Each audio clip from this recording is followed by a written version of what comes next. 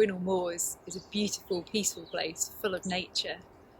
Running is permitted as long as you take care to be considerate of others and our wildlife. Take time for nature. Stop and pause if you see something interesting, and slow down and walk past somebody if you see that they're watching nature or taking a quiet moment.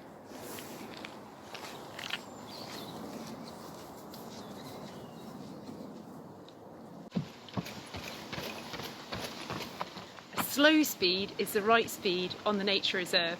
If you want to go faster, use another route.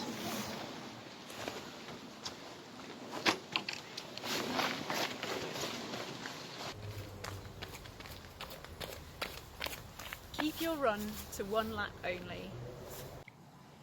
It's not just wildlife that you might see, there's beauty all around. Take time to stop and see what you can find.